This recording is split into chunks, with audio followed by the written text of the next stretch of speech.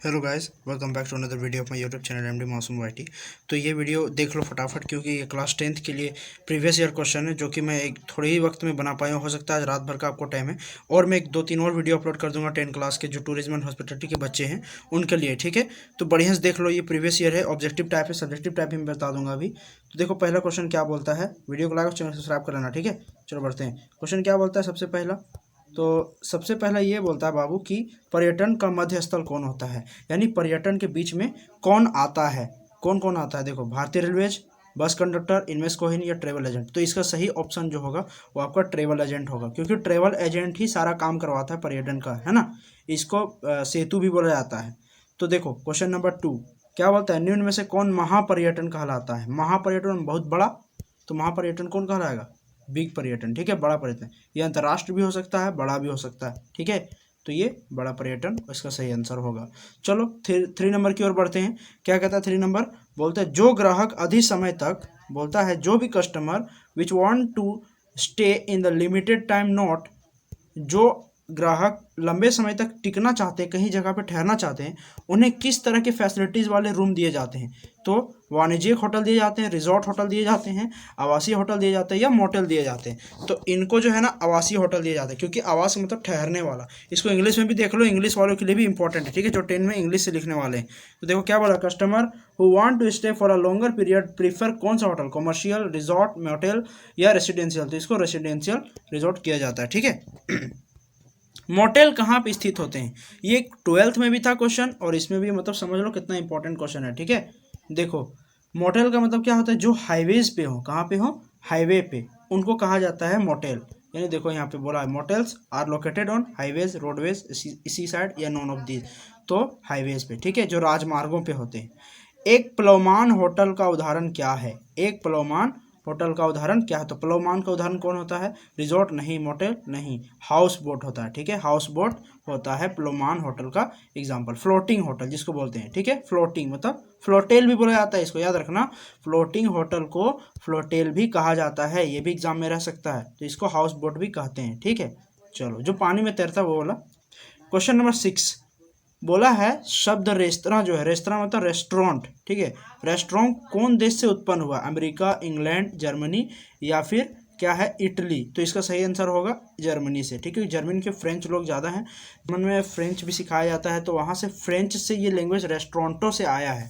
ठीक है, जिसका मीनिंग होता है जो खुद का संभालने वाला होता है, उसको कहा जाता है। क्वेश्चन नंबर 7 देखो बोला है, एक ऐसा कमरा जिसमें बैठक कक्ष यानी बैठने की जगह और लेटने की जगह यानी सोने की जगह अलग हो, उसे क्या कहते हैं, डबल रूम, स्वीट, कबाना रूम या हॉलीवुड ट्विन रूम। देखो स्वीट का मतलब जिसमें जो है ना मीटिंग के लिए आते हैं लोग, तो ये होगा नहीं। कबाना उस रूम को कहा जाता है जहाँ पे छोटा मोटा स्विमिंग पूल भी होता है।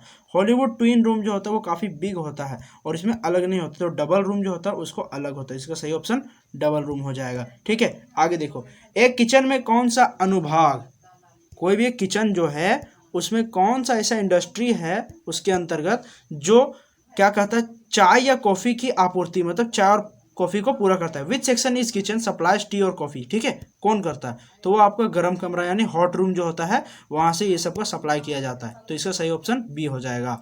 और अब देखिए आगे क्वेश्चन है, यहाँ पे एक क्वेश्चन का था वो पीछे की ओर हो गया थोड़ा सा इसका, तो देख लो 12 को ही देख लेते हैं। ठीक है, क्या बोलता है, 12 कहता है बाबू कि होटल में वह स्थान जहां मादक पेय और स्नैक्स परोसा जाता है। मादक पेय मतलब, तो देखो इंग्लिश में भी समझ में आ जाएगा, a place in a hotel which alcoholic beverage and snacks are served, यानी एक ऐसा जगह जहाँ पे दारू रू यानी अल्कोहल मिलता है। तो किसको बोलते हैं, उसको दावत घर, प्रतीक्षा कक्ष, कॉफी शॉप या बार। तो उसको बार कहा जाता है। बार के बारे में तो जानते ही हो गए, है ना। ठीक है, 13,000 हुक्का बार वही बोला है। एक अंतर्राष्ट्रीय फ्रांचीजी होटल श्रृंखला कौन है। ठीक है, क्या पूछा है, एक अंतर्राष्ट्रीय फ्रांचाइजी होटल श्रृंखला कौन है।